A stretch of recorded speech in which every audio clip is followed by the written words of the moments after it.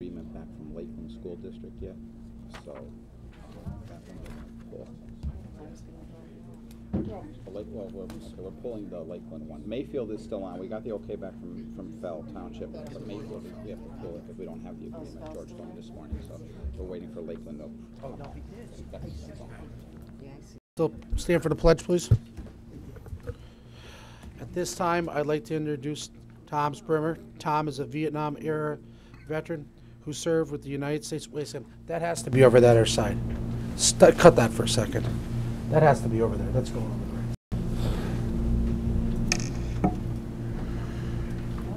there. That there, that's right. Sorry about that. Okay, ready, Mark?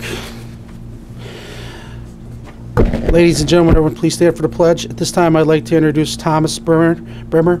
Thomas is a Vietnam-era veteran who served the United States Army with the 101st Airborne Division. And in 1972, he was assigned to instruct troops in infantry tactics and repelling and stream crossing. In 1973 and 1974, he started in the National Guard. In 1974, December of 1992, in the United States Reserves.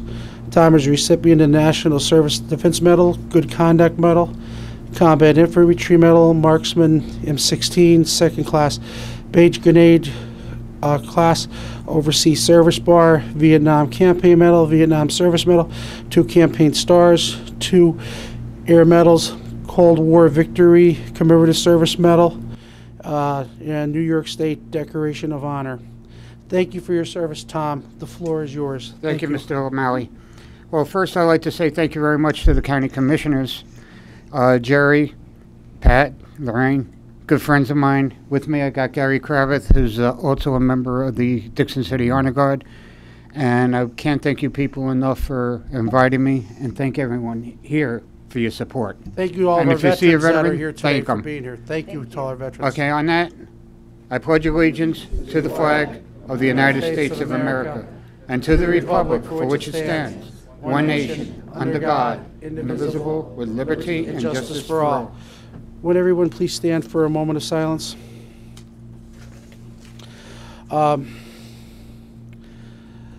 Please keep in mind the Tree of Life Synagogue, where 11 citizens lost their lives.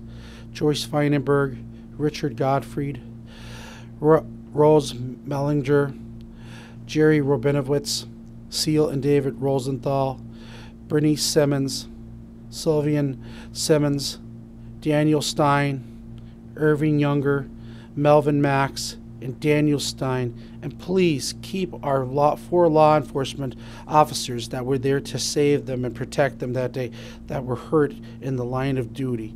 Please keep all of these poor citizens that lost their lives and our 4 officers in your thoughts and prayers.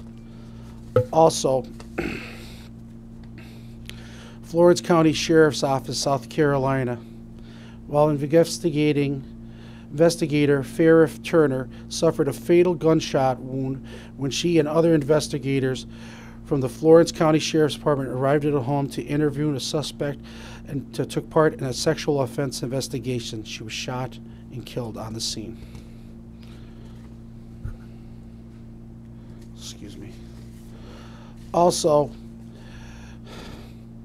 Waller County Sheriff's Office, Texas. Deputy Sheriff Lauren Vasquez drowned in her patrol car, was caught in flooded waters while she was helping to rescue citizens. Also, Gwinnett County Police Department in Georgia. Police officer Antoine Tony was shot and killed as he and other officers were investigating a report of a suspicious vehicle. Please keep our law enforcement and their families in your thoughts and prayers when they go through this horrible time, because our law enforcement is our first line of defense against terrorism and everything else. Thank you. Thank you.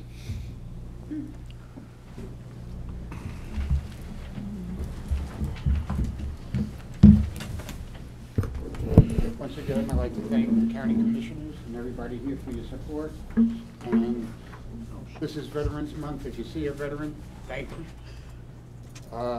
Please support the families of veterans. Tom, go right up to the mic. Go to the mic. Oh, I'm sorry. Please support the families of veterans. The real heroes of any war are the wives and family. They're the real heroes who support us. And for that, thank you. Thank all. Thank you for your time. Thank you for being here. Thank you for your service. Thank you very much. Thank you. Okay, I'd like to bring this Wednesday, November 7th, Board of Commissioners meeting to order at 10 a.m. in the Commissioners' Conference Room. Okay. I'd like to make a motion for the reading of the minutes. Do I have a second? Second. Roll call? Yes. Yes. Yes. Okay. This time I'd like to ask our Director of Veteran Affairs, David Isley, to come up to the podium. This coming Saturday, we're going to be having an event up at, well, it's going to be a service up at Nyack Park. Would you like to talk a little bit Yes. about that event? 11th month, 11th day, 11th hour was the end of World War I. That's why we always celebrate it on the 11th. This Saturday, the 9/11 Commission, Department of Veterans Affairs, and Scranton Chapter Unico is going to put on a service to And the city of Scranton. And the city of Scranton, yes. Put on a ceremony. Not many people know what's up there. It's a World War II monument of all the deceased residents that fought in World War I. So we'd like to have everybody come out and, show their respects. It's right behind the Everhart Museum. Right on top of the Brooks Mine. Yeah. Yeah, that's the easiest way to find it. It's the biggest rock I ever seen. It's Yeah, got it's to be about like 10 by 8. Yeah. There's a And big brass plaque on it. It was Actually, dedicated. Commissioner, your family's on that. I got a relative that's on it too. But yeah, so if anybody'd like to come out, that was the war that was supposed to end all wars. And, Yeah. these were heroes that lost their lives, that went to war and never came home. So if anybody's available, it's at 11 o'clock. It's not on the 11th. There's a lot of stuff going on the 11th.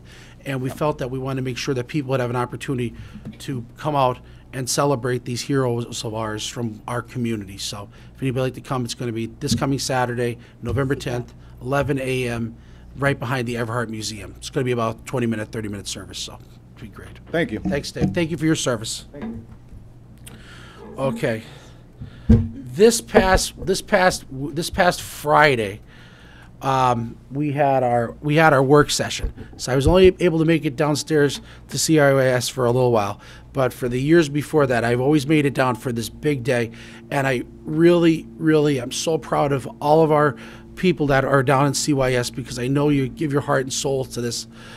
Bill, would you like to get up? And if there's anybody who'd like to say a few words, it's Adoption Day, and it was just such a great day, and I think there was 8 children that were adopted, and the staff wears costumes, and there's food, and there's fun, and the judge sits there, and they talk to the family and the child, and they bring them together, and they become a family on the spot. It's just a real amazing day, and it's about what CYS, what you guys do in Children and Youth Services. And I know your job isn't easy. It's a hard job.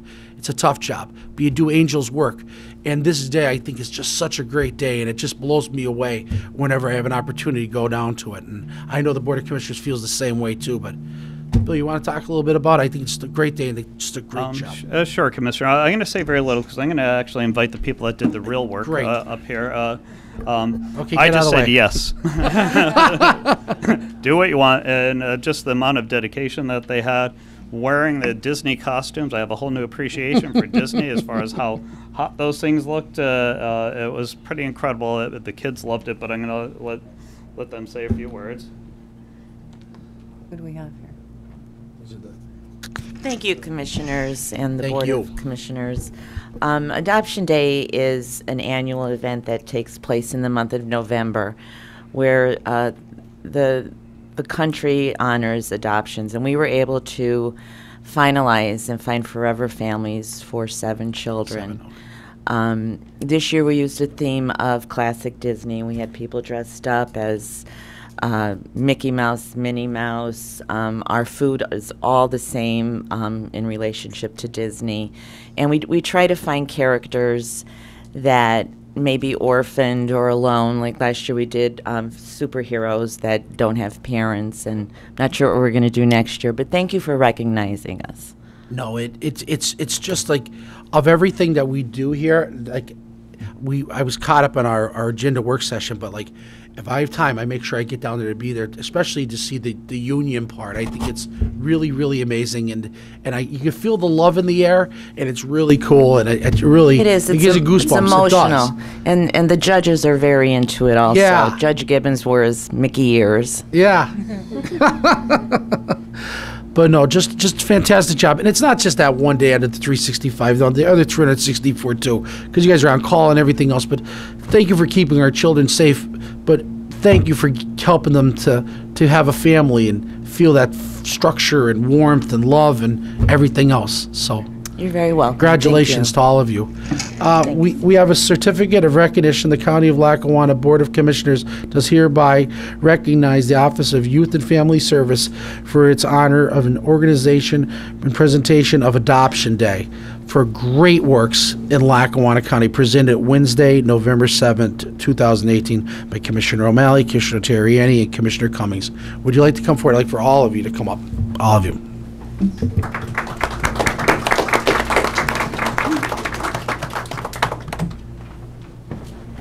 You come right through. Oh, come on up here. Thank you. Good job.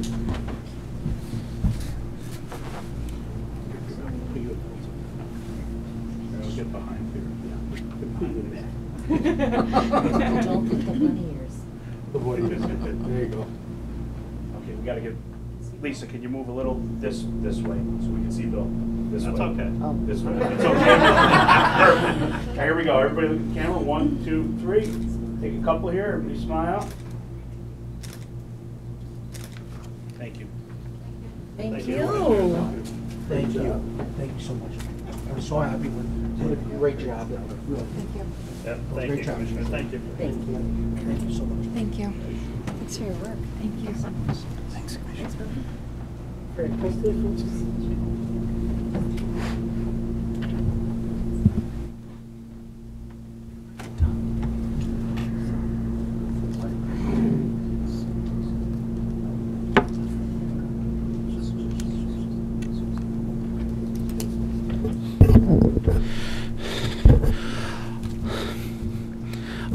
You know, we have a great library system, and it matters to our community so much.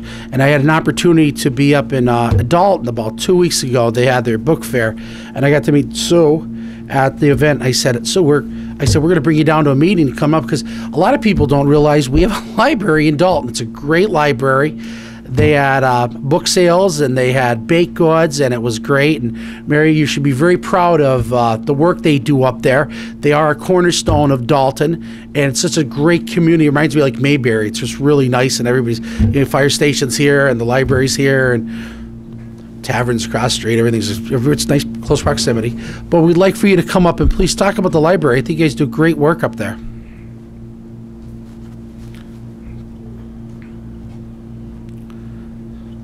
Mary, do you like to come up too, or? Good morning, Commissioners. Thank you for having me here. My name is Sue. I'm the director of the Dalton Community Library. I am sure you all know Lackawanna County Library System, but we are actually one of the smallest library in the whole system. We serve a population of 1,234 people in Dalton. And even though we are a very small library there, but being part of the system and with the funding and the support from the county, we are able to perform all the traditional duties as the other bigger library like Abington, Scranton, Carbondale. We do for example, like we have people play mahjong, playing the bridge. They come there Saturday for book discussion, and the kids come for story hour, after school programs. We are able to do all of this, but also because of our geographic location, we are right there in downtown Dalton. And so we are also a community center because together with the fire company, the post office, the pharmacy, but we are right there and we open, we kind of say 24/7 for the community. And one of my favorite story I always like to tell about my library is we draw a very nice crowd in the summer when we do the summer reading program. We bring in an average number of 100 kids, thinking about how much we serve. Yeah, so. And one year, we were doing the opening summer reading program. And same day, we had a tree service. Our friends hired a tree service, O'Hara, to trim the tree in front of the library. So when Chris showed up to do the service, he saw a crowd. We had a nice crowd, over 100 people, like including children, mom, dad, grandparents. So right there, he said, I'm not going to charge the library. It's so wonderful to see such a small library used by a community, and everybody talks highly. They loved using this library. He didn't charge us. And in fact, this summer he came back again. He trimmed the tree. He said that that's going to be his continuous donation to the library. And I think, Mr. O'Malley, you came to our book sale 2 weeks ago, and you were right there in line. And a patron actually insisted on paying for your purchase. So I really think that people... And what I do? Well, I told him no, I had you to pay for it. refused, of course. you paid your own. Yes. And so I think, that's another perfect example. You see, people recognize and they appreciate the funding, the support for the library. Because like I said, I truly feel it's the best investment because our whole community benefit from that. Thank you. Very good. But the community of Dalton is fabulous. So you guys have your Christmas party that you have up there right on the grassy area where the Christmas tree is. It's amazing. It's really a great community. There's a lot of great opportunities that go on. And like I said, it's that very small hometown feeling. And it really, like I said, the library is like the community center. It's amazing. Commissioner Cummings? Well, I appreciate all the work that you're doing, and thank you very much. And it's nice to Thank hear you. that there's a lot of kids coming in, and hopefully I'll get up there to visit your library soon. Thank you. Commissioner Tierney? Who've all done such a great job with the entire library system. It's great that they're able to reach out to the smaller communities and be able to work there and bring that to that part of the county. So just thanks for all your hard work. Well, thank you for your support. Thank you. Thank you, Mary. Thank you for coming in. Commissioner Cummings, 18-0233. Small Business Spotlight, Bellissimo, Children's Hair Salon and Spa. Thank you, ladies. Bye-bye. Commissioner, before you proceed, we do have to go back and do the reading and approval of the minutes. We kind of... We did that. Oh, did we do that? I'm Yeah, sorry. we did. Owner Leanne Perry. Hi, I'm Mia. I'm the manager of Bellissimo. Leanne is the owner. I just wanted to thank you for having us here today and for recognizing us. We really appreciate it. Bellissimo is a children's salon. We opened the end of July to cater to children because there's nowhere else in the area that caters to children. There are a few adult salons that have kids' chairs where kids can go get their hair done, but we specifically cater to children. We have outfits that they could dress up in. We have like a play area where they could play before they come and get their hair cut or during, or if they have a sibling who's getting their hair cut. Just makes them feel more comfortable because we see a lot of kids who are very nervous who have had a bad experience getting their hair cut or just have a lot of anxiety about it.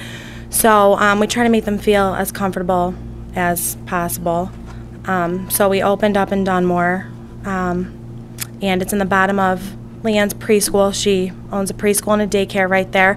So a lot of our clientele also comes from the preschool and the daycare from the children who go there who know that we're right downstairs. So That's that. Thank you so much for coming in. That's a great story. I mean that, and it's definitely something that's new and innovative. And what a great idea! Because, well, I had 4 children, 5 not easy. grandchildren, and I know exactly what you're talking about. It's kind of like the dentist sometimes, isn't it? The first time. yeah, I mean it can be tough, but you have to be patient with them because they're scared. It's Well, I not can't their imagine fault, how you guys feel when this kid is jumping around and you have scissors in your hand trying to cut their hair. That's got to take a lot of talent. It's hard, but like we pull up YouTube, whatever, shows they like on YouTube, I'll pull up for them, and whatever songs they like, and it's pretty much just trying to make them feel comfortable and kind of like, the faster you do it, the faster, you know what I mean? Like, it's kind of like you kind of have to get it done and move on so that they're not building up anxiety, That was a great idea, really. I'm impressed. And how's it been going? It's been going really good. We got a lot of repeat customers, people that have heard of us through Facebook, a lot of it is actually word of mouth. We had KRZ at the salon a couple weeks ago, so that really helped boost our business. But I found that most of it is actually like word of mouth, because we have people coming from all over, Wilkes-Barre, Allentown, Stroudsburg, and they do have a children's hair salon in Stroudsburg. But we get a lot of, everywhere, Dunmore, Scranton, all the surrounding areas, even up to an hour away. So it's nice to see that people are hearing about us and, they want to come check it out. Now, do you have, do you go to a certain age or?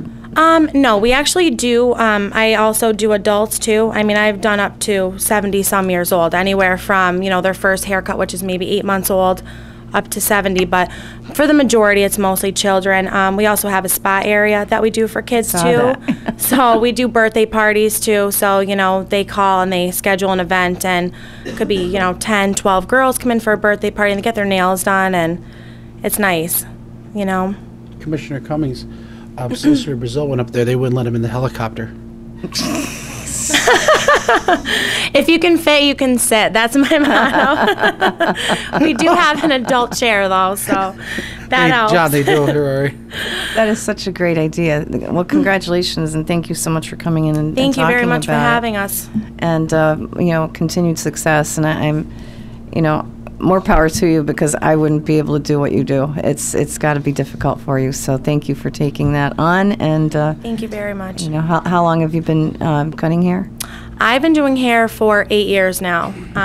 I started at Malcolm's in Clark Summit. I was there for 4 years, and then I actually was a teacher at my cousin's daycare for a couple of years, and I really got to know the kids. And then, she approached me with the idea, like, I want to open up a kids salon. Will you run it? And I said, absolutely. So that's kind of how it all came. And then, like I said, we opened the end of July, and we've gotten a really good response rate from it. So what do you charge? Is there so kids cuts are $15. Okay. Adults, it depends. Like, if it's a buzz cut, it goes anywhere from like $10 to $15. Women are $20. Wow. But jeez, yeah, Fran, it's have to check it out. Thank you so much. And thank you very much. I just hope that continues to grow, and I'm proud of you coming in and being successful with such a great idea, new idea. So congratulations, and thank you again. Thank you so much. I think that's a great idea.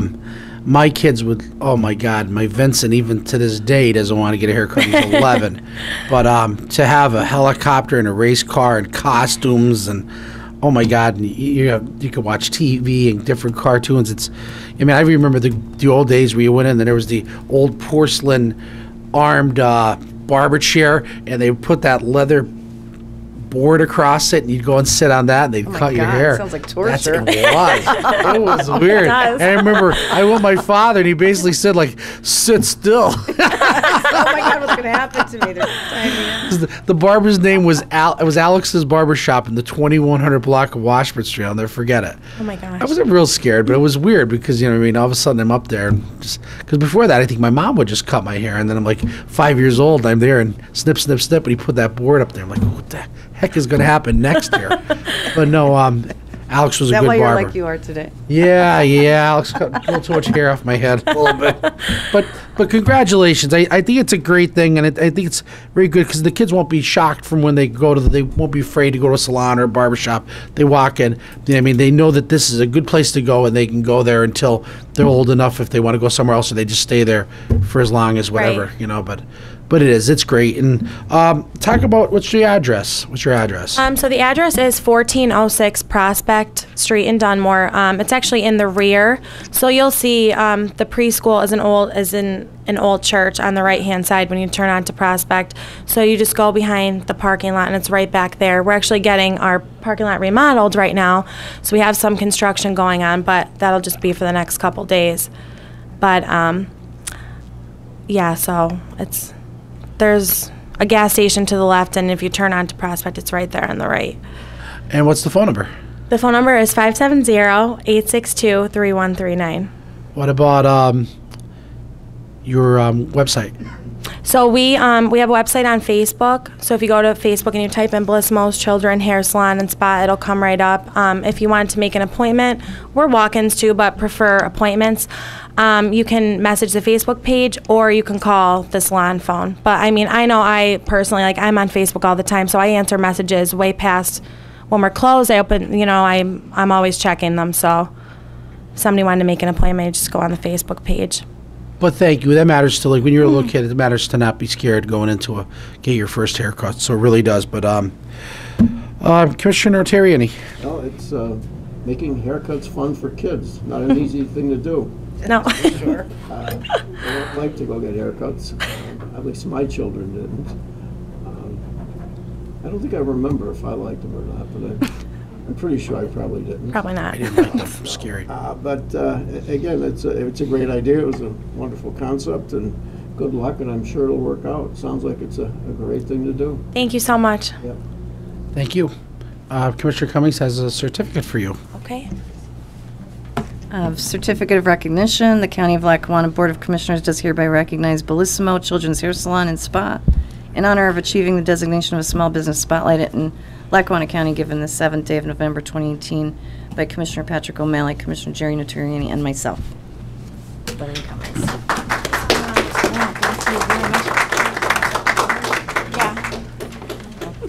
Where's the owner at?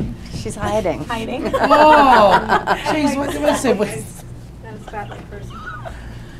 I didn't realize you were in the room. Oh my God, I would have had to get up. I like to stay quiet. Great idea. Thank you. Excellent Thank you idea. very much. Thank you so much. Thank I you. wish my kids were around. No, I like to stay quiet. Nice. I'm the silent one. That's all right. wanted to Just spell your picture won't go nowhere. Oh, There you go. This is yours. Are we ready? Thank you. You look here. 1, 2, 3. Everybody smile. Take a couple. Good. Thank you. Thank you. Congratulations. thank you so much. Thank you. Thank you guys very Thank much. you. Thank Thank you. you. Oh my gosh, Those are that's cartoons. awesome. Thank you.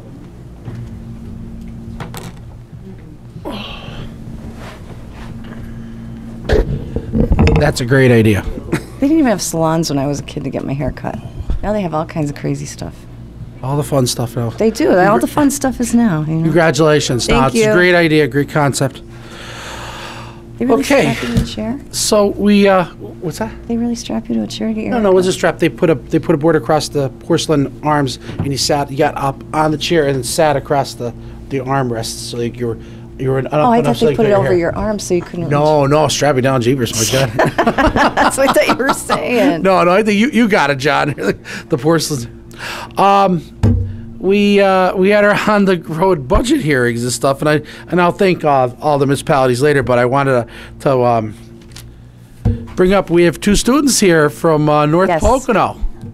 So would you like to come up to the podium? This is exciting. I couldn't wait Yeah. to get them in here. This is great. Hello, So let's- So, my name is Kylie Dowd, and I'm Adeline Dubiel. and we are in an AP government class at North Pocono High School. So we're doing a project right now, and the requirements are to go to a couple of the county meetings. So that's why we're here. That's why we invited you. We want to make sure when we saw you there, we knew our budget hearings were only going to be so much time, but now you get a feel for what goes on in county government. There's a lot of great people doing great things in Lackawanna County government, and we love to acknowledge them, especially businesses too. But we have great citizens, we have great businesses, and there's great opportunity here. And you're going to hear along the way, there's different things that we'll go over in different topics, and we'll switch gears a lot. There's a lot of things going on in Lackawanna County government. But I'm glad that you're here. I know Commissioner Cummings would like to say a few words, and Commissioner Notarianni. Commissioner Cummings. Yeah, when you came in, I was so excited to see you both there, and I love when the youth get involved. So it was. It's the first time I've seen this. And what is the program called itself again? It's the AP Government. So we're in high school, and it's like a college level course that we're taking in high school. So. Awesome. I think that should be a requirement. I really do. What are you learning so far? Are you learning? Are you seeing every different aspect of government, or just specific ones? It's just it's giving us the basis of government so that we can learn the ideas and be able to establish our own opinions on certain topics and stuff. So it's talking about how government is formed and what led up to it, back then when they with the, Addie? Yeah. And have you just been at the commissioners' meetings, or did you go to city council meetings yet, or? We had different choices of what we could have gone to, but we both chose the county. We could have gone to a school board meeting, for example, Yeah. but I thought it would be more interesting to come to one of these. Yeah, so let us know if you think they're interesting for you, okay? They're good so far. Oh, good. I'm so excited that you're here. So, and it's interesting. We have the two females here, so I'm the first female commissioner ever elected in Lackawanna County. So maybe you could be a first something ever elected in Pennsylvania. And that's exciting to me. So congratulations on the course that you're taking and for choosing it. And this was by choice, correct? Yes.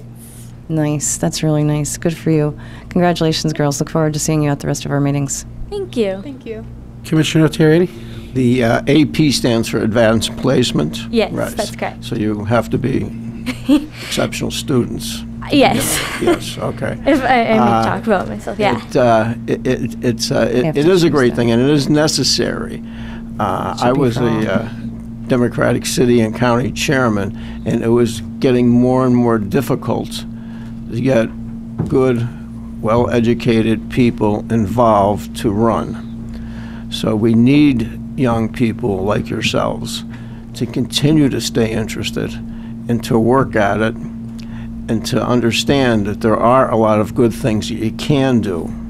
And when you don't get good people, then bad things happen. Mm-hmm. So we need young people like you to do this, and encourage your friends, and when it's time to vote, encourage them to register to vote, and encouraging to stay interested in their government, because this is what runs the country and runs the world, and it's very, very important what you're doing, and it means more than you actually realize at this point. Thank you very much. Thank you. Yeah, it's very important to get involved. It sure is. Addie, anything you'd like to add to this? She's a very shy person. I'm only kidding She you. told me before this, you're doing the talking, so. Well, this will be on Electric City TV. We'll get you a copy of it if you guys, I think you guys get Channel 19 actually up in Moscow, right? Probably. Right? Yeah, Channel 19. We'll at it. look. We'll look. But congratulations. Who's here with you? Addie and my mom. Mom's nice. here. Come on up, Mom. Come on up, Mom. Talk about how you feel about your... No, I'm just the chauffeur. But no, I'm very happy they decided to do this. I'm very proud that they get the grades they get, because they're all in accelerated classes at North Pocono. So this was one of the choices they had, was to take the AP this year. And as the years go on, they get other more choices to take more AP classes. They seem to do very well in it. They're enjoying coming to these kind of things, getting out of school and seeing how real life works. Right. Because I tell them all the time, it's different to hear about it and read about it. That's but right. when you actually go see how something is done and see how different things operate, I just think it's a good education for them. And I know North Pocono strives to offer them the different activities to go and opportunities to go and do these things. Yesterday they had a speaker at the school, and it was all over the news. Was he Veterans Day. For the Veterans Day, he lost all 4 of his I saw limbs. that. Yeah, I saw that. And, she came home, and that was the first thing she said to me, was about that speaker and, how motivational he was and just how upbeat he was. And it was a good opportunity for them to see that.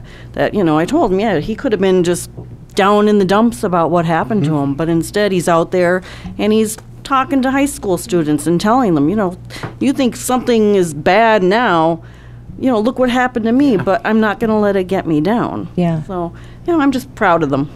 Proud Very of them that proud. they're here, and, they're having these opportunities. And I thank you guys for inviting them back.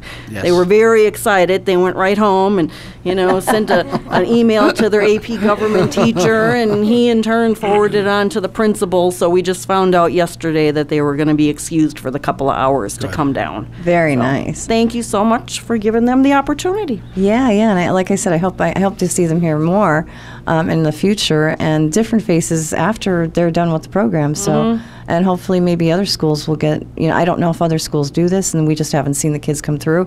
Yeah. But decisions that are made at this dais directly affect your parents' lives and your lives. So you'll see that today as well. There's a lot of things we're voting on today that do affect the public in numerous ways, and that's what we talk about. And it's important for you to understand, as Commissioner Terriani was saying, to make sure you're involved and know what exactly is happening in your local officials from local, state, and federal, so that you can make an informed decision on who you're going to vote for in the future. And so proud to have you here. So proud of your work. Congratulations. Congratulations, Mom. Thank you. For supporting them. Thanks for being the driver. Yeah. Thanks. Okay. Opportunity for the public to address the board on agenda items only. Okay. Ordinance first reading, 80-0227. Thank you, Commissioner. Commissioner, this is the first reading of the ordinance, so no action will be taken today. It will just be read, and then it will be introduced at the next meeting for adoption. This is an ordinance number 255, an ordinance in the County of Lackawanna, Commonwealth of Pennsylvania, fixing the tax rate and enacting the budget for the year 2019, and appropriate specific sums estimated to be required for the specific purposes of the county government, hereinafter set forth during the current fiscal year. Be it ordained and enacted, and it is hereby resolved and enacted by the Board of Commissioners of the County of Lackawanna, Pennsylvania, Section 1, that a tax be and the same is hereby levied on all property within the said county, subject to taxation for county purposes for the fiscal year 2019 as follows. The tax rate for general county purposes, the sum of 40.49 mils on each dollar of assessed valuation, or the sum of 404.90 cents on each $100 of assessed valuation. For debt purposes, the sum of 13.11 mils on each dollar of assessed valuation, or the sum of 131.10 cents for each $100 of assessed valuation. For the purposes of the county library system, the sum of 2.82 mils on each dollar of assessed valuation, or the sum of 28.20 cents on each $100 of assessed valuation. For the purposes of the culture and education fund, the sum of 1.0 mils, or the sum of 10 cents on each $100 of assessed valuation. Total millage for all purposes is the sum of 57.42 mils. Number section 2, all prior ordinances or resolution or parts thereof inconsistent herewith are repealed. And here to address the board is Tom Durkin, if there's any questions from the commissioners. Morning, Tom. Good morning, Commissioners. I really have nothing to add to what the budget ordinance is. I'm here in case anybody had any questions, that's all. Okay. Well, can we comment on this or no? Even though it's just a reading? Sure, you could just... Just for the sake of the two young women that are here today. Sure. Tom, could you explain to the girls the importance of our budget process and the fact that we have no tax increase here in Lackawanna County because of all the work that you did and all the departments, and help to make sure that we are being fiscally responsible, and what these mills actually mean to the residents? Certainly, Commissioner. I'll be happy to do that. We actually start the budget process in Lackawanna County in July of each year by notifying every department head that they need to prepare a budget and put it into our financial system so that we could then schedule hearings with each department, which happen mid-August through the beginning of September. And as you're aware, we have those meetings individually with each department, and we sit down, and it's probably about a 3-week process, and it's all day, every day for 3 weeks that we meet with each department and ask them to explain what their budget request is. Since 2010, the county implemented a zero-based budget policy, so that prior to that, department heads would come in and say, well, I'm asking for what I got last year plus 2%, or the same thing as last year, but I need this and this and this. Well, what we do now is we actually require each department head to start at zero and come in and explain to us the validation for every expenditure that they're making in their budget. And they do that, and our department heads do a very, very good job, and they have been tasked by the commissioners to do everything they can to either reduce their budgets or, in lieu of reducing their budgets, not increase their budgets any more than they were in the prior year. And we've had significant success doing that. We have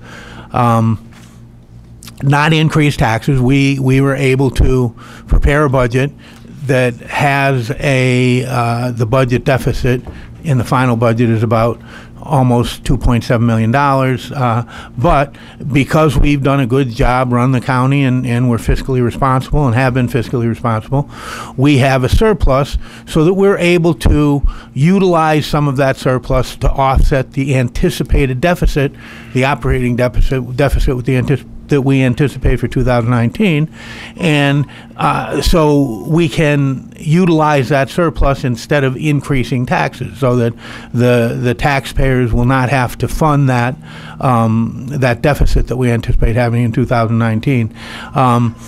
Once we meet with all of the department heads, then we sit down and with the county commissioners, to the extent that we need to explain things to the county commissioners, because the county commissioners are not always at every one of the budget hearings, and some commissioners attend some of the budget hearings, but not every one.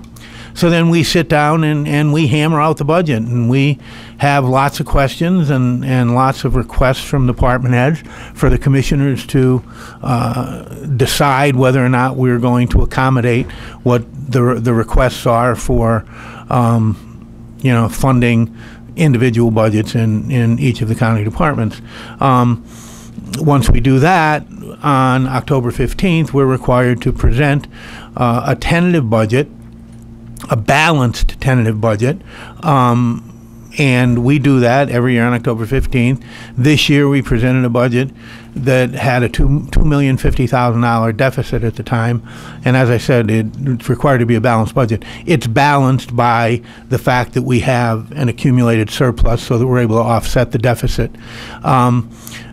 Since then, we've made a couple changes to the budget, a few small changes, and we did have budget hearings at various meeting places throughout the county. This year we did a budget hearing here. We went to Madison Township, we went to Covington and Clark's Green. We did that all last Thursday, and we had public meetings with whoever wanted to attend and ask any questions, and we provided copies of the budgets at each of those venues.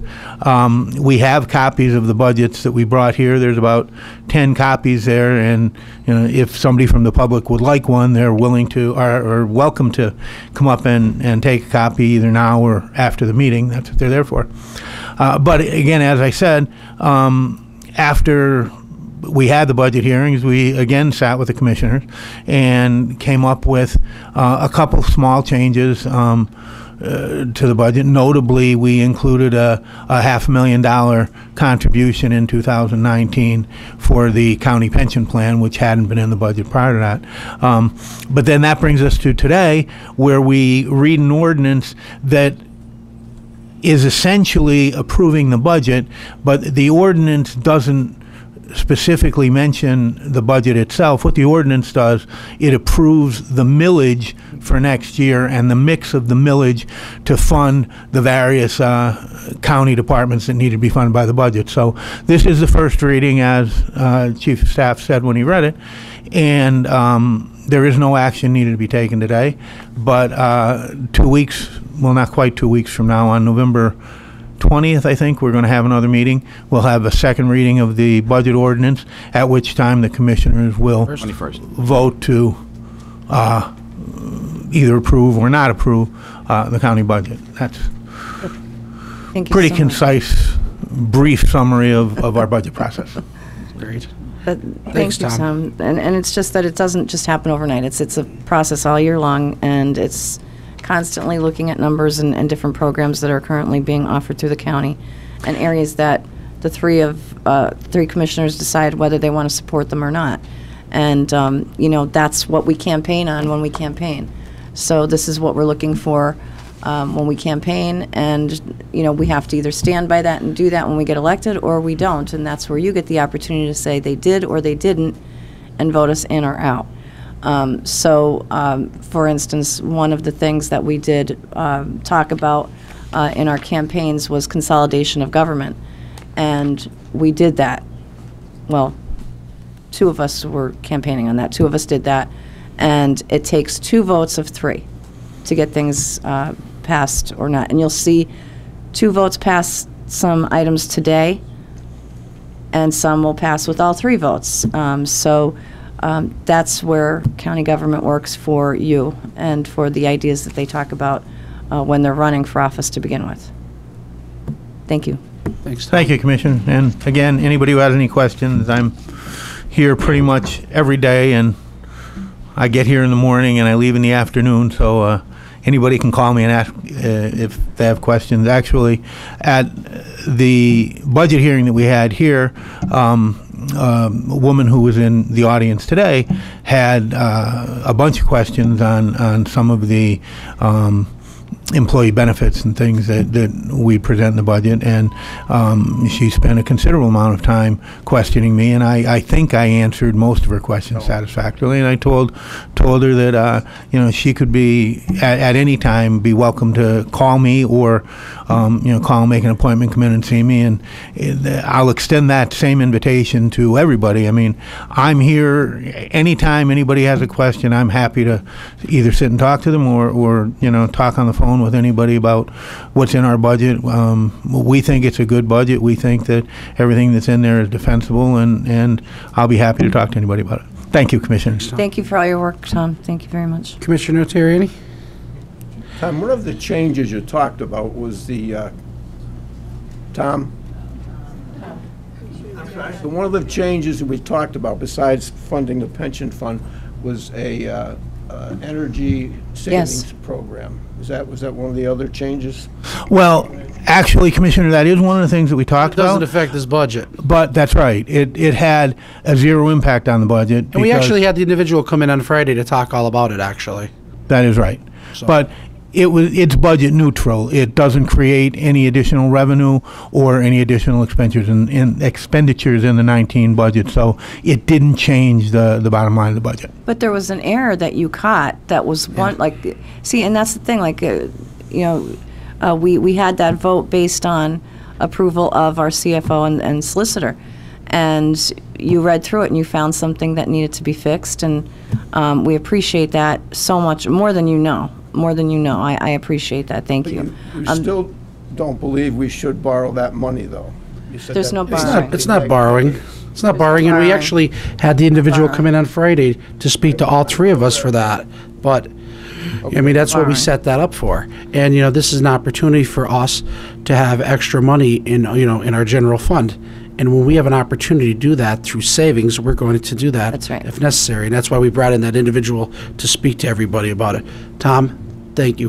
Great job. Thank you, Commissioner. job. And Great job. Commissioner Notarianni, to answer your question, yes, I didn't believe that we needed to borrow money, but as it turns out, the borrowing, because of the savings that we're going to generate from the energy savings that we're going to generate from the program, the revenue and the expenditures in the 19 budget are offset by one another, so that's why it's budget neutral. But you're correct. It was my opinion that we didn't need to borrow the money, but okay.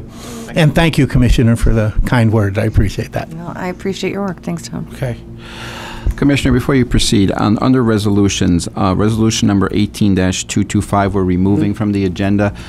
It's the intergovernmental cooperation agreement between Lakeland School District, the Lackawanna County Land Bank, and Mayfield Borough, because Lakeland School District has not yet signed off on it, so we're going to wait until we get their approval. Sure. I just wanted to get back to something else really quick. I'm sorry. This is savings. This is money that we're getting through savings. I want the general public to understand that. There's no bond. There's no mortgage. There's nothing. This was savings, and it was opportunity for us to get that money up front. And if we have an opportunity to do that, and either government would do that in a second. So I just want that to be clarified. Okay? Okay. But also, I'd like to thank Tom Dirk and Mary Jo Granahan for a great job on our budget. Great job. I'd like to thank Madison, Covington, Clark's Green for giving us an opportunity to utilize their municipal buildings. It really matters. It's a good opportunity for us to expand the horizons of Lackawanna County government and get out to the further reaches to meet and see and greet people. So it was a great day. So I'd like to just thank all the citizens from all the different communities and all the elected officials that gave us that opportunity. Resolution 18-0230, approving current payables. Thank you, Commissioner. Be it resolved that the Board of Commissioners of Lackawanna County does hereby approve the following payables. Lackawanna County General Fund numbers 271433 through 272447 inclusive and totaling $5,700,718.12, and electronic fund transfers including all payroll accounts totaling $8,352,807.40. Okay. Controller. Mr. DeBilio, everything... Yes, Commissioner. All invoices have been audited and are in order and ready to be paid. Okay, does the board have any questions? Okay, I'd like to make a motion approving current payables. Do I have a second? Second.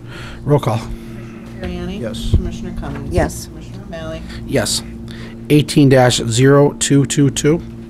Thank you, Commissioner. This is a resolution entering into a Homeland Security Grant Agreement. Be it resolved that the Board of Commissioners of Lackawanna County does hereby enter into a grant agreement with the Pennsylvania Department of Emergency Management and the Northeastern Pennsylvania Regional Counterterrorism Task Force for the U.S. Homeland Security Grant in the amount of $994,639 to commence September the 1st, 2018 through August 31st, 2021. And here to address the Board is Rich Barbolish, the Deputy Director of Emergency Management. Rich, how are you? Good morning. Good. Good morning, Commissioners. This grant is an annual grant which we're a part of, 8-county regional counterterrorism task force. This year, our project, this year's grant, our project will be to upgrade some systems in our mobile command truck to approximately $100,000, $120,000, depending on how the bid comes out on that. But that's our project for the 18-19 year. Okay. Does the board have any questions for Rich? Okay, I'd like to make a motion entering the Homeland Security Grant Agreement. Do I have a second? Second. Roll call. Commissioner Terriani? Yes. Commissioner Cummings? Yes. Commissioner O'Malley? Yes. Thank you, Rich. Thank you for coming in. 18-0223. Thank you, Commissioner. This is a resolution authorizing the filing of local share account grant applications. Authorizing and ratifying the filing of applications with the Monroe County Local Share Account Grant to the Pennsylvania Department of Community and Economic Development and the Commonwealth of Pennsylvania for various projects as detailed. Whereas Lackawanna County is interested in promoting economic development and revitalization within Lackawanna County. And whereas Lackawanna County has submitted grant applications to the Pennsylvania Department of Community and Economic Development through the Monroe County Local Share Grant Program on behalf of the various agencies as detailed. 1. Lackawanna County Central Court Annex, $500,000 for building renovations. 2. Discovery Preschool, $33,000 for building renovations. 3. Dunmore Little League, $383,078 for field renovations and upgrades. 4. The Hunter Chase Camp Freedom, $16,438 for purchase and installation of a chairlift for disabled individuals and veterans. Number 5. The Jessup Hose Company, number 8, $215,084 for building construction. Number 6. The Manuka Athletic Association, $80,220 for a field house and dugout renovation and replacement. Number 7. The Queen City Hose Company, $84,840 for building addition and paving. Number 8, the Pennsylvania Regional Rail Authority, $400,000 for engineering, design, and matching funds for a rail project from Pennsylvania to New York City. Number 9, the Scranton Civic Ballet for $94,625 for roof replacement. Number 10, Scranton Tomorrow, $226,318, downtown Scranton improvements and maintenance equipment project. Number 11, the Scranton Transit Trolley number 505, $113,369 for the trolley car restoration. Number 12, the Scranton Veterans Committee, $220,000 $2,000 for the Monument Park completion. Number 13, the Valley View Golf Facility of $26,250 for construction of golf training facility. Number 14, the Victor L. Ferry Club, $57,600 for roof repair and replacement. Number 15, the Veterans Resource Coalition, $30,000 for cleaning, assessment, and preliminary design of a Veterans Permanent Supportive Housing Initiative. Number 16, the West Scranton Little League, $50,723 for upgrades and equipment for 2 fields. Number 17, the Oliphant Borough Freedom Fighter Memorial, $63,000 for a Freedom Fighter Memorial. Whereas Lackawanna County hereby authorizes the chairman of the Lackawanna County Board of Commissioners to sign and authorize all documents and accept any awards related to these Monroe County local share grants. And now, therefore, it is resolved this 7th day of November 2018 that the Lackawanna County Board of Commissioners is hereby ratify and approve the submission of the applications to the Monroe County Local Share Grant Program on behalf of the above-named entities and their respective projects. Here to address the board is George Kelly, our Director of Economic Development. George. Thank you, Good morning, George. Good morning, Commissioners. What we have are a number of grants here to submit to the Commonwealth Financing Authority for their consideration for funding. It's an annual program where we have the proceeds, or part of the proceeds, of gambling that takes place in Monroe County that's shared among and between the counties that touch Monroe County. Again, it's a case where we are not saying that the county fully supports these programs. We're just the governing body that is allowed to submit on behalf of these. There are a couple projects here that are directly related to county and county operations. The Central Court rehab, so that's something that would be coming out of our organization. The PA Rail Authority, an authority of ours to restart the commuter rail project that's been stalled for about 10 years. The trolley restoration, we're looking to restore some motors. And Veterans Resource Coalition, which is a partnership between Economic Development and Dave Isley's group, we actually have a house that we put aside from the land bank to create a home for veterans when they're finished getting medical treatment at Gene O'Murley, so the grant would be to address that. Okay. Does the board have any questions for Mr. Kelly? Just some comments? Sure. For our young girls here today, this is something that I have vowed to never vote for because it's a LSA grant. This is just the applications going to the state, correct, George? Yes, ma'am. So we're not approving these grants, but this is a loan share account. This is something that Pennsylvania residents voted on years ago to allow gambling in the state of PA. They passed it based on the fact that the money that was made would go directly to the homeowners to help them to pay for their taxes so they wouldn't lose their homes. That was the reason they passed it. But now in this, what we're looking to use this for are items that are not associated with saving people's homes. So therefore, I cannot support utilizing this money for anything other than what the people of Pennsylvania voted on it for. So that's why I oppose these grants. And a lot of people will say, well, how could you ever oppose a grant for the purchase and installation of a chairlift for disabled individuals and veterans? You see how that works? So they look at you and say, well, why can't you support that? The people didn't vote to spend this money this way. The people of Pennsylvania voted to spend this money in a way to help them in their taxes so that they wouldn't lose their homes. But now we have yet another change in that law at the government level because of our governor and House and Senate that changed the areas in that law to allow for that money to be utilized somewhere else. And I just don't agree with that. So, and my other two commissioners will say, but we can't do anything about that. But what I can do is talk about it and educate people like yourself to know why I oppose it. So thank you. Thank you, Commissioners, for the time. Commissioner Altieri? I understand. I'd just like to say exactly what Commissioner Cummings just said, actually. It was, the money was supposed to be earmarked for reduction taxes, tax elimination, and it changed, definitely changed.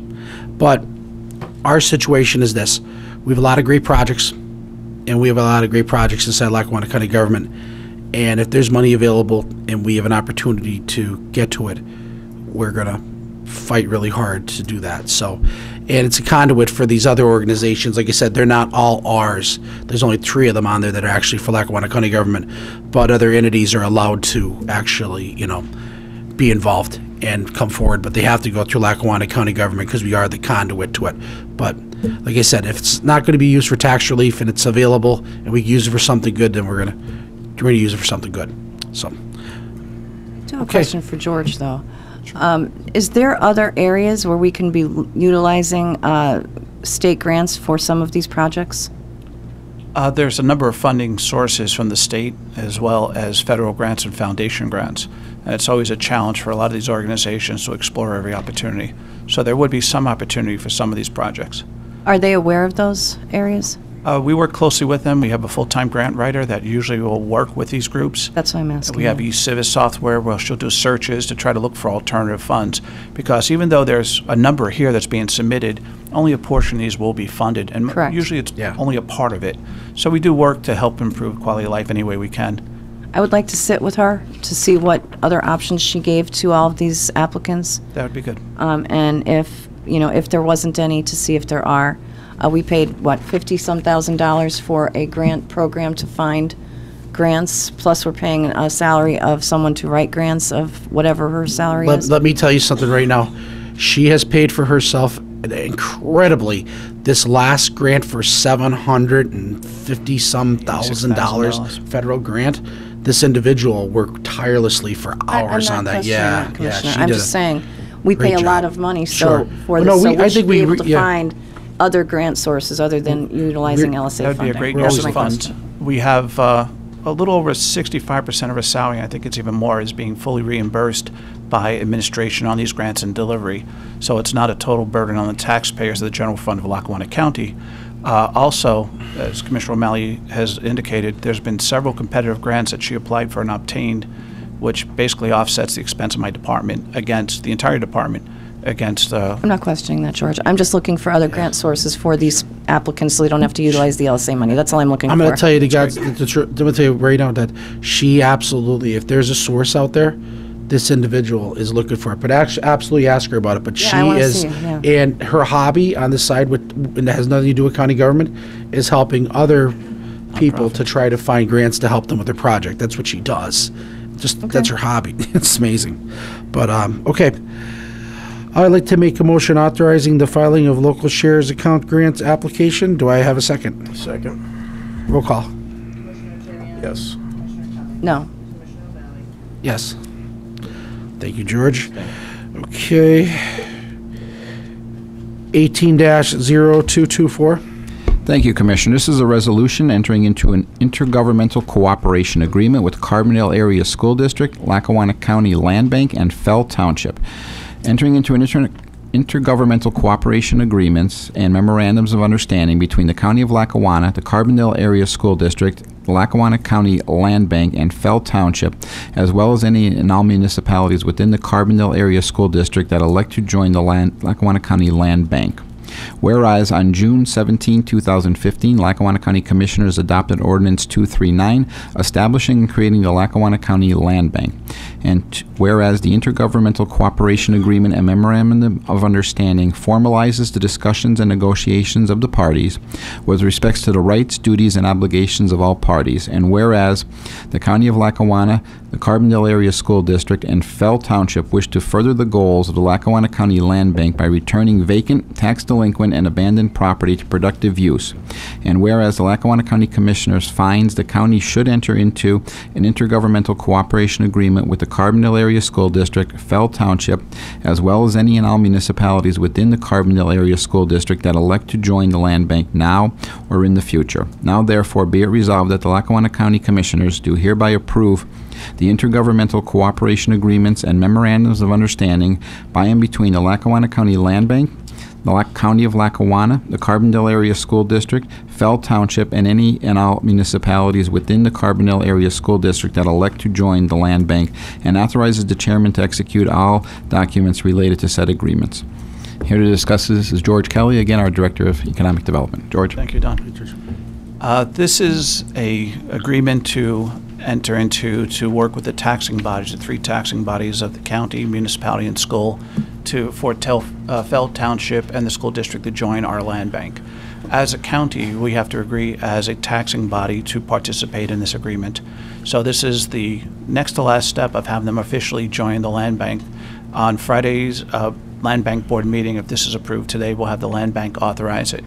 And then we'll start the good work that we've done in Scranton and Fell Township. One of the benefits and one of the reasons why the land bank is so successful is that we have heavy participation and coordination on the county level with the land bank. Commissioner O'Malley chairs the land bank, and that has streamlined operations and really helped to make the land bank as impactful as possible. So great next step for the land bank. We focused on Scranton. We've learned a lot from the many properties that we've done with Scranton, and Fell Township has some challenges that they can't handle by themselves. So this partnership is a good step forward to fighting blight and improving our communities. Okay, does the board have any questions for George? Have all of your properties in the land bank been utilized to return taxpayer money to the Not city? everyone. There's been 3 or 4 that went to nonprofit organizations. For example, 924, 926 Madison Avenue in Scranton is a partnership with United Neighborhood Centers, Life Geisinger, to allow seniors to age in place. We demolished that property. The city of Scranton contributed $280,000 of community development block grant funds to partner with Geisinger and UNC to create this housing. So that will not go back on the tax rolls because it's a nonprofit. So isn't that part of the land bank's promise, is to make sure that they're put back on the tax rolls for the citizens? We have several priorities in the land bank. One is to return it to productive use. And that's been the utmost priority, is get it back on the tax rolls, make it productive. The second thing is to meet community needs and meet the needs of the communities. We have an advisory board from the school board, the city, and the county participation that tries to determine what's the best use of the property. And sometimes it may not be putting it back onto the tax rolls. We had 2 blighted houses that were condemned, falling down, and unsafe that we demolished. We turned it over to a nonprofit. It would be highly unlikely that we'd see new construction on those lots, seeing that we have 500 empty lots in the city of Scranton, so it's determined by the advisory board that that would be the best use. But to your point, we try to get it back on the tax rolls, and that's what the goal is. But there's several of the goals too: meet the needs of the communities, find some productive use, fight blight. So approximately, I think we're at 77, 78. So about 75 are definitely, they're back on the tax rolls. At least that many have been back on the tax rolls. And those other properties, those ones that we actually, how we say, gave over, they have a, basically a contractual agreement that if they don't keep them, maintain them properly, that they will go back to the land bank. Am I right, Jess? Okay. Yeah, there's some areas of that I support, but you had said it's highly unlikely that if we didn't do this, they would, what was your wording? They would We would have be empty sold? lots in the middle of a block that someone would have to maintain, cut the grass, keep it safe. Yeah. But then we also have that program where either side of the property owners could take that That's the side lot program. Yeah, what would happen there is if the 2 owners decided they wanted to split the lot, or one would take the lot over, we would transfer it to them for $100. So that wasn't an option at that? With a double lot, almost a triple lot, it made more sense to do a facility more so than a yard. Made We more do- sense by who, George? The advisory committee of the land bank makes the determination, and that's Linda Abley, Wayne And Beck, that's what I Jesse disagree with, Urgot, because myself. now you're just taking more government and deciding how you're going to utilize that land by this small group of people. So that's another issue that I have. But thank you so much for explaining that. I greatly appreciate it. This, just to clarify, the side lot program is geared for non-conforming lots, small lots that can't be built on. So those are the ones that typically will never be built on because you can't without going through variances and hearings. So the side lot program is to take care of those kind of often lots that you can't build on, you can't develop. I understand that, but the problem isn't that they can't build on these properties that you gave to nonprofit. The problem is the local government is overtaxing their citizens, and nobody wants to build a property there. That's the problem. So that shouldn't be the taxpayer's problem to deal with. That should be the city's problem to deal with, not the whole entire county. Thank you.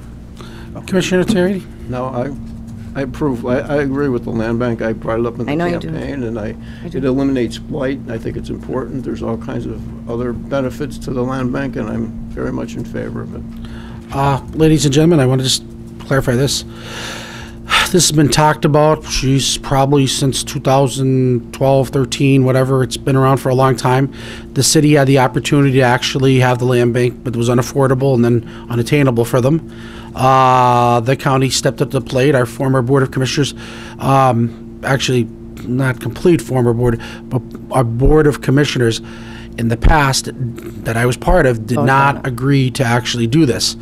It came to the end of our last term that it was approved. It was approved in December of 2015, and that I would become chairman because I saw the red tape that went on through the Pittsburgh plan and all the other situations that went on throughout the city of Scranton. And we knew that the city of Scranton would be the first municipality that would sign on for the large volume of property. And it has been an honor to be part of this. And like I said, this wasn't happening. Our own Board of Commissioners wasn't doing this until the very end, because they were leaving. They were leaving office, and a new Board of Commissioners were coming in, including myself. I believed that this was an intricate part to our economic toolbox to make Lackawanna County as whole as we could, to try to get the properties at least back into the taxpayers' hands, as many as we possibly could. And the city of Scranton thus far has, we're 75 properties are back in the tax rolls. Some of these side lot programs, this was an amazing situation. We voted to put signs up for land bank. Immediately we're getting calls. Some people actually had stuff built onto these properties, and immediately when we put a sign up, they were immediately coming forward to take possession of these properties next to their houses. There are non-conforming lots, 40 by 150. You couldn't build a house. You could build like a garage if you're lucky, and that's about it. But they came forward. It's a lot of properties throughout the city of Scranton, and I think we'll be probably at 100 or near 100 by at least January. But for the second municipality to sign on, I always thought it would be someone that had been closer to the city of Scranton, and some supervisors in Phelps Township. And I'd like to thank Chairman Joseph Tricolo, Amory Torch, and Andy Gorgold, who came out on a rainy Monday to show the property that we're talking about today. Wanted to make sure that we would make them part of it, and Phelps Township would be the second municipality to sign on. Let me show you the building. This building is approximately 100 and some years old. It was kindergarten through sixth grade, and they have no option whatsoever. They have no way to find any money, and we're going to partner with them through the land bank. And this lot, which it's a beautiful lot. It's on a 150 by width is 150 by 150 depth, and it's in a beautiful neighborhood. Every house in the neighborhood is well kept, well maintained, very, very nice. This monstrosity, when it's torn down, their property values are going to start to go up again. The chance of there being a fire or anything that would hurt or hinder their houses is going to be eliminated, because it's almost a 3-story building. And any animals that are living there, and like I said, look at all the weeds and trees around it. Every property around there, and Mr. Horvath was up there, were nice, weren't they, Mr. Horvath? Weren't they all nice? They were very, very, very nice properties. And this, I'm telling you, within the time of this being torn down, this will be sold and back on the tax roll, I guarantee you, within a year of it being on the ground. So this is I think it's a great second municipality for the land bank. I'd like to thank George and the board of the land bank. There's a lot of hard work involved in this, and I really think we're doing great things. And like you said, those people who are trying to get properties in the city of Scranton would be like waiting on lists for 3 years. Sometimes their money would be like in escrow or held off, and now this is one-stop shopping. It's approved by the school district, approved by the city council, and approved by the county, and we move forward fast. But this is a great second municipality, and I was so happy that they came forward. I'd like to absolutely thank Andy Gorgel for coming out, and I think there was the business manager was there with them. And we actually, myself and George, got a chance to tour the building, and you could tell it was an old-fashioned schoolhouse with the old slate school chalkboards. But when this is torn down, it's going to take the blight of that community is going to be eliminated one shot. And of all the things that we've done, including the city of Scranton, this is the one where you could really see this is like an island of blight in the middle of a beautiful neighborhood. And once this is eliminated, that's it. It's going to be great. Our job. It's going to be great. That's the municipality's job to end blight, isn't it? Well, that's why we have a partnership with them. We're going to be helping them to find money to get it taken care of. They couldn't do that on their own? We're here to help them. That's what the land bank's for. So, and it will. Was it funded through LSA? Where's that? Yes, it was, Commissioner. $160,000 of seed money for the land bank. $160,000 from LSA money, again. We've put 75 properties back on the tax roll already. And some not. Okay, at this Should have time, been up to the borough. at this time, I'd like to make a motion entering into an intergovernmental cooperation agreement with the Carbondale Area School District, Lackawanna County Land Bank, and Phelps Township. Do I have a second? Second. Roll call. Commissioner Terriani? Yes. Commissioner Cummings? No. Commissioner O'Malley? Yes. Thank you, George.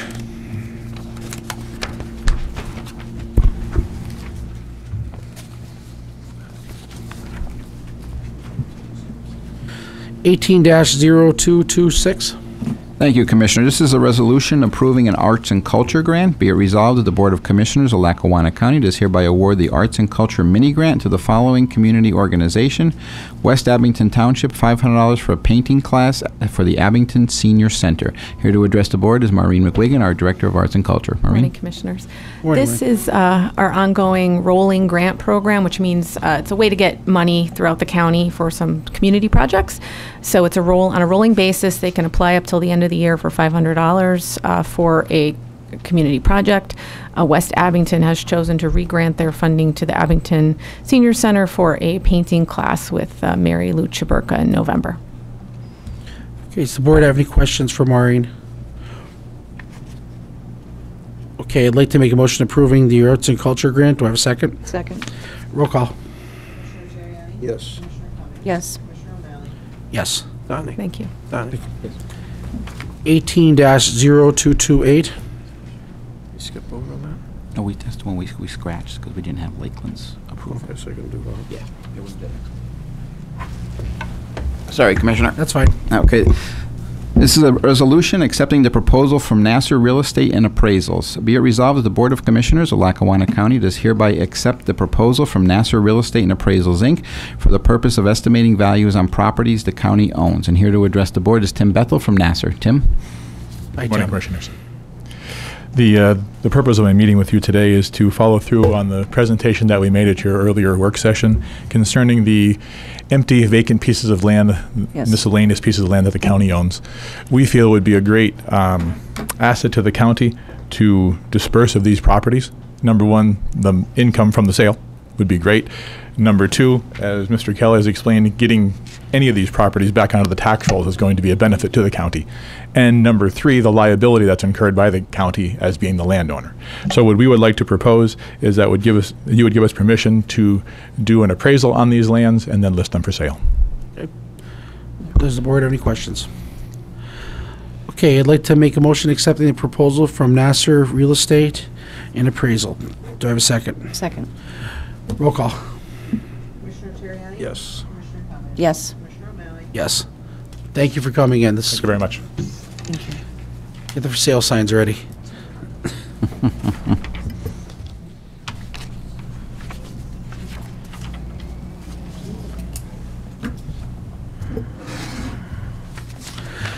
(18-0229).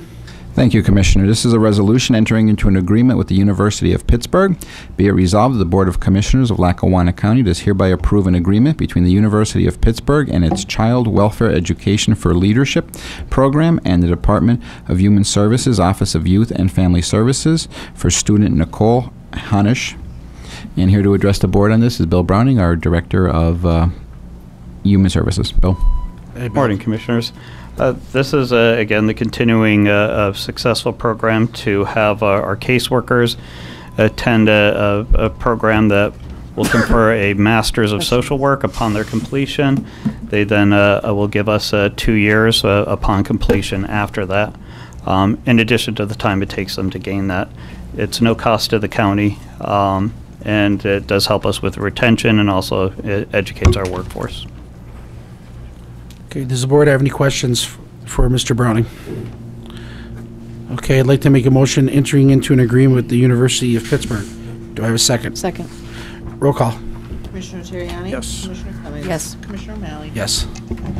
Thank you, Commissioner. Motions 18-0231. Thank you, Commissioner. This is a motion to approve the re-release of the request for proposals for the lease for the Charlemont Restaurant at the Lackawanna County Government Center at the Globe. Here to address the board on this is Joe Wexler, our Director of Purchasing. Joe? Morning, Commissioners. Morning. Hi, Joe. Our intention is to put the RFP back out for the Charlemont Restaurant to be due again on November 21st. We have made a slight change to the lease terms. We added another year, so it would be a 4-year lease with 2 one-year options. And we also wanted to specify that the payment arrangement will be a lease without a percentage of profit. So it's going to be strictly a per month lease agreement. So that will be the 2 minor changes that we've made to the request. And Commissioners, under the law, we're required to put it out publicly for proposals twice. If we get no proposals after a second time, we can then go out and search for a vendor. But we're required to advertise it publicly twice. Good. Yeah, we did have interest in the original proposal, but there were no bids submitted. Well, what exactly are they allowed to do? Because I have gotten a lot of questions on this. Basically, the area is going to be a clear work area for them. They can put in their own type of seatings, counter space, things like that. The only requirement is that they're not allowed to have any equipment that would require fire suppression equipment. So it would be basically electric appliances. So it's pretty general, except for that type of restriction. It's more of like a sandwich shop and coffee and things like that because there's no Ansel system. So that's what we'd be looking at. Because the Ansel system would have had to go up through like all 6 floors. So. Yeah, the risk of having something that could cause a fire isn't worth it's not worth it for the value. Worth it for that location. Okay. Okay. Does anyone else have any questions?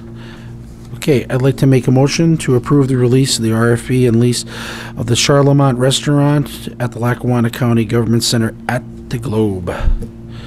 Do I have a second? Second. Roll call. Yes. Yes. Yes. 18-0232. Thank you, Commissioners. This is a motion to accept the increased quote for trolley car number 76 wheel axle overhaul by Traction Motor Services for a total of $19,540. And here to address the board is Wayne Hiller, our Trolley Museum and Facilities Manager. Wayne. Good morning, Wayne. Commissioners. How are we doing today? Good. I'd like to give you the background of this project, this Car 76 project. We received 3 quotes back in early July for the wheel axle overhaul project. In August, a motion was to accept the quote for $17,740 was accepted from Traction Motors. By September, we started dismantling the wheels and the axles, and by the end of September, the first week of October, we shipped the wheels and the axles to Traction out in Pittsburgh. Now, on October 23rd, I received the notice from Traction that when they made the quote, they had wheels in stock, and by the time we got them shipped out, by the end of October there, they had to order new stock for the wheels, which increased by 18%, which was an $1,800 increase. The new quote now is $19,540, which is still $2,300 under the next lowest quote. Okay. Does the board have any questions? Okay. I'd like to make a motion to accept the increased quote of the trolley car 76 wheel axle overhaul by Traction Motor Services for a total of $19,540,000. Do I have a second? Second. Roll call. Yes. Yes. Yes. Thanks, Wayne. Thank you for coming Commissioners. in. And before I sit, I'd just like to market our trolley over the next holiday weekend. The day after Thanksgiving, we're presenting Elf on a Shelf, leading into our weekend of Santa on the Trolley every weekend in December for children. So please pass the word. It's a popular venue, and thank you for your support. Thank you. Thank you. Thank you so much for all your work. You did a great job. Okay, opportunity for the public to address the board.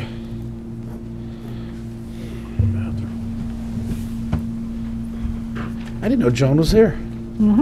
Joan Hodawana, 220 She's in the Linden back. Street, Scranton. First, I want to thank you for recognizing the Dalton Public Library. They're just a little gem up there. I've been there many times, and I talked to Sue, and I'm thinking to myself, geez, I know they're there, but I didn't know if the rest of the county knew they were there, you know? Another one of our 7 public libraries is the North Pocono Public Library, and that's another great one. And also, I'm very impressed that we have 2 high school students here from North Pocono. They showed up. They came to our Came to budget our hearing, and we invited them to say, "Come on down." I'm very impressed. Yeah, Some good kids. 50 plus years ago when I was in high school, that's how long ago it was, we had to take courses in civics. I don't know if you had them in I your had day. civics, I had yeah. Okay. But it's quite true that, it's different from studying in the classroom and then coming down and observing a session like this. One of the things you'll learn is that there are 3 taxing authorities that you have to deal with. And one is at the county level, which is the county commissioners. Another one is your city. For me, it's the city of Scranton. And then there's your school district. So all 3 of them, especially if you're a property owner, are going to stick their hands into your pocket. Yeah. And you have to be Steal your very money. careful. Okay? Now, your real education on taxes will come not in the classroom, but when you get your first paycheck. That's right. Do we all remember our first paycheck? Okay, when we had this concept that we're going to get paid X dollars, and we opened up the paycheck. This is in the days when you got a pay stub. Okay, and it was significantly lower, and you went, "Oh no, something's wrong here." And that's when you learned about federal and state income tax and your municipal wage tax. Then you learned about a thing called FICA. All it says on your stub is FICA. What in the world is FICA? Well, that's the Federal Insurance Contributions Act. And what they do is 6.2% of your pay is grabbed for Social Security should you live long enough. Okay? And Medicare. And 1.45% is snatched up from Medicare, again, should you live long enough, okay? And they say, "Oh, trust us, you'll get it back." Now, there's a lot of And your commotion boss in the matches press. that number. Where they're saying that, Social Security and Medicare are going belly up because they're running out of money. But I was 17 when I got my first paycheck, and they said, "Oh, just wait until you turn 65. Yeah, right. Okay. So, if you believe that, I have a bridge to sell you. And there are other things they take out. If you have a pension, they may take a pension contribution out. If a city like Scranton takes the local services tax, which pays for your ambulance service and the fire truck when it comes. And it goes on and on and on. The miracle is that you get paid anything. That's why I'm here, to make sure you Okay. do. So they're performing their Republicans do. function as our elected representatives, okay? They play a role in determining how much we get taxed by the county and how it's spent once it's collected, okay? But it's our job as citizens to pay attention. Because, shame on us if we simply snivel and whine, "Oh, they take too much money out of my paycheck," and we don't go to vote. We don't follow current issues, so we're knowledgeable voters. I was very impressed yesterday at the statistics of the number of people that turned out to vote in a midterm election. They weren't very educated, though, Dawn. Well, at least they started going, okay? Because from 2014, sorry, it was like Did I say that out loud? 30% of the voters turned out. And yesterday, it was like 55 to 60%. So we're moving in the right direction. At least people are showing some interest. And you watch them on TV, and they're bringing their little kids in with them and everything else. So I'm just happy to see that you all came. I think it's a great thing that North Pocono is doing. With that having been said, what is the status of your move to the government center? Are we still on track? Yeah, I was touring that last week. It looks good. December 1st. Other than Charlemont, but And we're hoping. I'm assuming we're hoping to get something hopefully in November, and at the latest probably to start November 1st.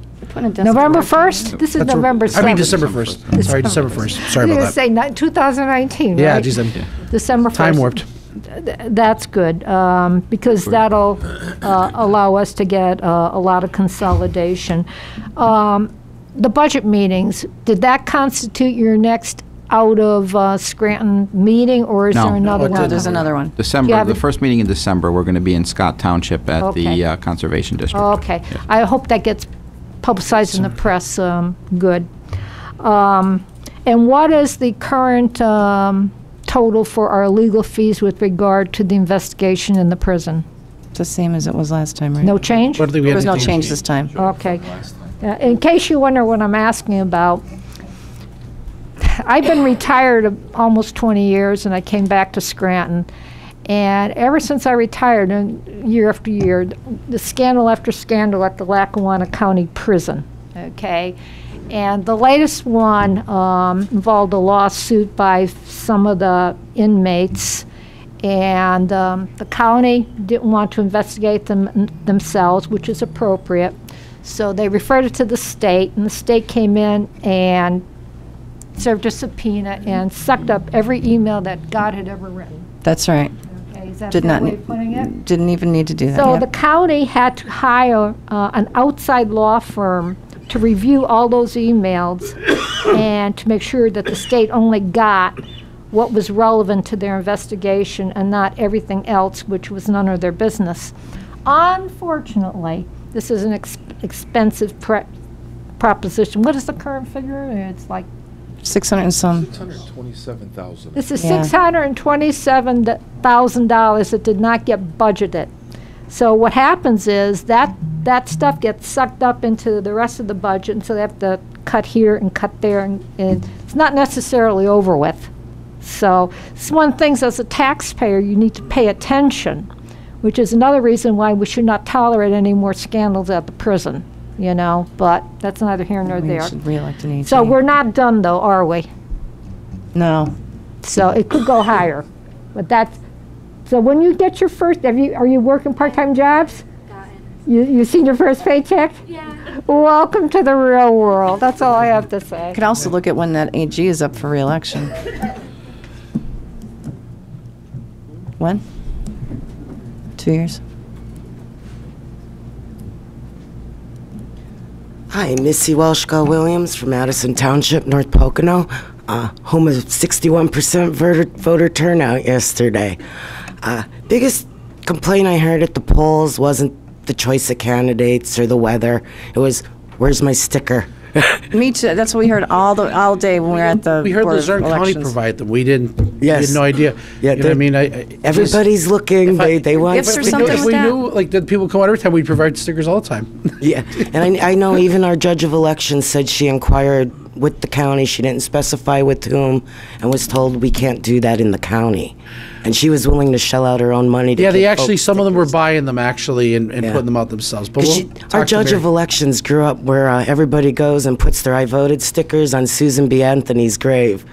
You know, and she was hoping, you know, something like that would happen, you know, in the local area, you know, maybe the John Mitchell statue or something, you know. But that's something to keep in mind if you ever have extra budget money. We're going to have a meeting to talk to the or just the allow election your board in local the next couple people weeks. to kick in and buy them.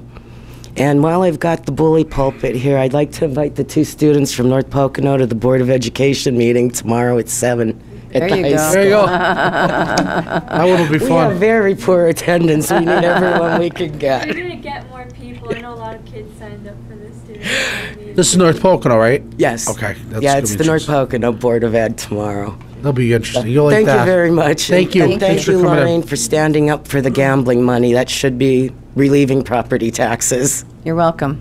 Thanks for coming in. Thank you. Okay.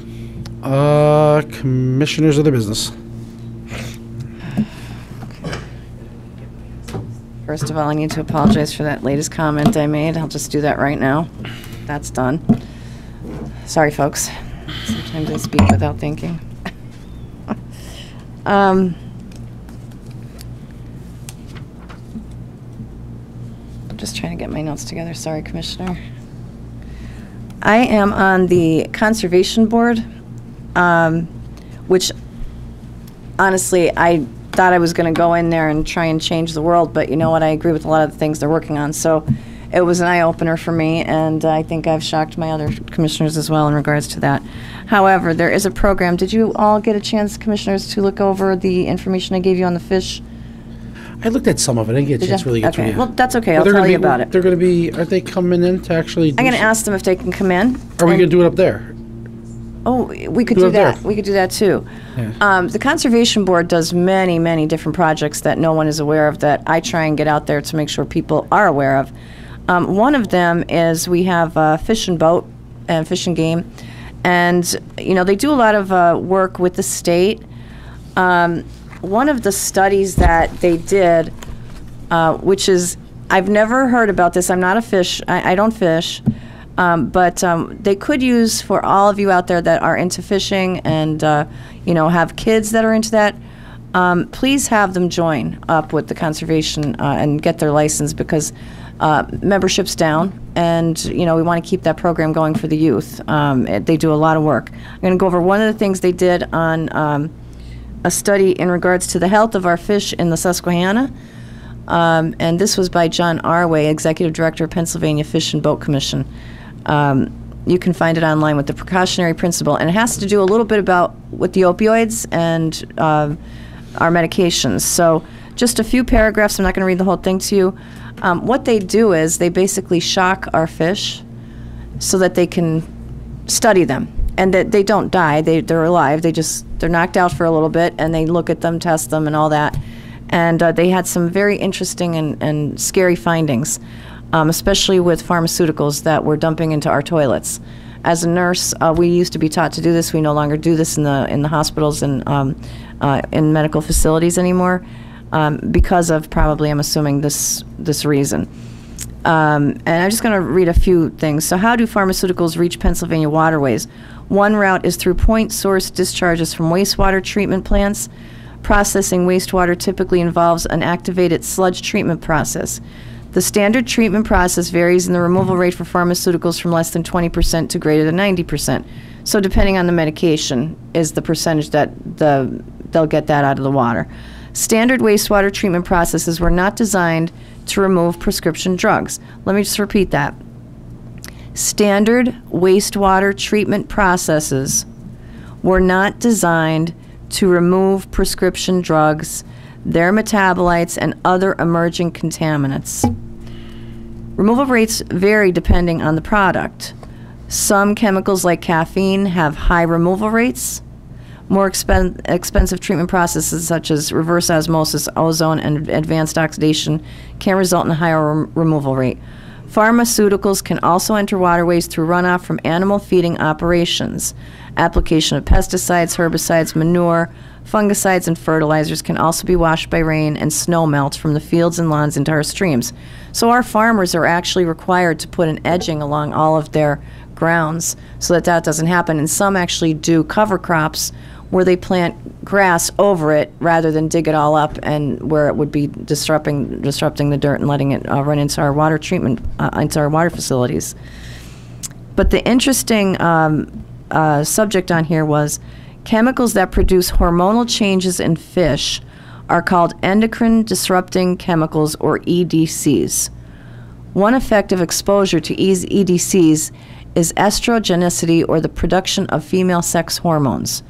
The United States Geological Survey Fish Health Laboratory reported in 2013 that approximately 50% of male bass in the Delaware River, 10% in the Ohio River drainage, and up to 100% of the males sampled in the Susquehanna River were found to have an intersex condition. 100% in the Susquehanna. More recent samples in the Susquehanna River confirm that 90% to 100% of male smallmouth bass have an intersex condition, and that this condition is more severe than found in other drainages. Intersex condition is attributed to early life stage exposure or chronic exposure of fish over their lifetime to estrogenic chemicals. More recent work has found that an egg precursor protein, vitellogenin, can indicate estrogen-like compound exposure in the short term. In addition, they found, it goes on to talk about that, and this is going all the way down to the Chesapeake. they found fish with tumors, cancer tumors, because as the estrogen found in hormones can cause cancer. So it's very serious. That's why we have these drop boxes all over our county, to make sure that, you know, pills aren't thrown down the toilet. So I would encourage everyone in Lackawanna County to remember that when you throw something, a medication down your toilet, you know, it does affect our environment, our fish, and Chesapeake Bay. It's very serious, and I would hope that you would just stop and utilize the drop boxes that we have. In addition to the opioid crisis, it will help so that you're not having any opioids laying around the house. It will also help our environment and our fish. We have 100% in the Susquehanna that are intersex fish at this point, which is, I couldn't believe that, over pills being thrown in and hormones going and steroids going into the water. And they are going to be doing a presentation. I had asked the other commissioners if they could do that, and they're going to do a presentation on that to let you know all the work that they do in that department. Thank you for letting me get that out, because I really was interested in that. I do want to speak about an article that was written in the Scranton Times where it says, "County forgets to tax garage." First of all, it says, Commissioners Patrick O'Malley and Lorraine Cummings are on hiatus from their scaremongering campaign about the supposed evils of property reassessment. That's another thing you guys are going to learn about. Don't believe everything you read in the paper. There are 3 commissioners, as you can see, me, Commissioner O'Malley, and Commissioner Terriani is sitting right over there. So there was 3 people that were sitting up at this dais when this occurred. So why the 3 names aren't mentioned, you'd have to ask the paper. Because there's 3 of us. There's not just 2, there's 3. Regardless of our status, minority, majority, that argument can be had otherwise, but there's 3 people sitting at this dais. And the way that it works over in our assessor's office, you know, we oversee that department, but we aren't there on an everyday basis to watch every single appeal that comes in. That is actually the job of the municipalities and the cities, to watch the appeals that come through their cities and boroughs. They are supposed to attend those meetings. I have the tax law that I'm talking about. It's a terrible tax law. The tax law needs to be changed, just so the youth know that. You know, they do have a responsibility to stick up for their taxpayers by attending the appeals hearings that we have in our offices throughout the year, but they usually don't. Now, they did attend this one, which I'm happy about, and I'm not sure how that turned out. But in regards to this article, you know, I am too concerned about the issue with this property. I will agree with the Scranton Times on that one point. And I have, you know, received, I did request an official inquiry in regards to this matter through council, and you know, I received 2 inconsistent answers in that, but I'm not satisfied with the results. However, I don't have the support to pursue the matter any further by either of the other 2 commissioners. So in county government, you need the support of 2 to go any further. And since it is a bit of a personnel matter, I can't really discuss anything in regards to that. So for future reference, I would hope that they would word their articles a little bit better, because I just think that was an unfair article among many, but that was specifically unfair and targeted in a place it didn't belong. I'd like to also thank Commissioner O'Malley for bringing in and recognizing our Workers for Adoption Day. Great day. Yeah, being a foster child, someone that grew up in a foster home, which is me, I had a very wonderful family that I was placed with. I did not have the situation that you hear of in regards to foster care that others have had. I was not placed in different homes. I had a very Irish Catholic family that I was raised by. I did, you know, I learned my faith from that family. That's where I think I can say my faith has been the cornerstone of my life, and they gave me that gift. So I greatly appreciate what they've done for me and what adoptive parents do for children every day across the county. So congratulations to the office for their work. Congratulations to the parents and the kids. And, I'll have to try and make sure I attend that. I did not realize that was going on. Loved the AP government program. Loved that you girls are here. I was so excited. It was the first thing I was saying to the commissioners, there's 2 young people. There's 2 young people. We have to talk to them. And I think many people have gotten, even our citizens, Joan Hodowanis is a citizen who's constantly watching us and keeping an eye on all the work that we do. Marie Schumacher is another. If you ever hear her name, she's always out there looking after what we're doing. Many, many people call our offices and tell us that they're watching us in our prison board meeting. We have a lot of attendees as well. There's a group, what is there, Progressive Women? Is it Progressive Women? They have a group that they come in and they're constantly watching what the prison is doing and the activities that they're doing. So, we have a lot of good citizenry that are watching out for the government, and I'm glad to see that you're a part of that. Some of the changes that we make here are very substantial and important to the citizens in regards to their taxes. And in regards to some of the items that I discussed, the last thing I want to talk about is because of reassessment being an issue and because of some of the inequities that do occur. You cannot argue that the inequities don't occur. They are there. We've been trying to eliminate those. And I had asked to put all of our assessments and appeals up online, any of the appeals that happened up online. Also, one of the other things that I had asked for is if we can pick up the permits from the boroughs, because I had a lot of complaints that the permits were not being handed into the county, so that if there was an assessment due, it wasn't being completed. So we've done that, and Gerard Hetman is here. He's been helping me get these reports, and they're very extensive. We do a lot of work. They're online. Now, are these online, Gerard, or no? Okay. So if there is a borough or a city whose permits have not been picked up by one of our community relations people, please let us know, because they will take those from you and bring them into our office so that they can see if they're required to have an assessment or not. Because if you build a new property or a garage, someone should be coming out to look at that to assess that property again. And your taxes will go up if you're going to do a remodel on something like that or have an addition.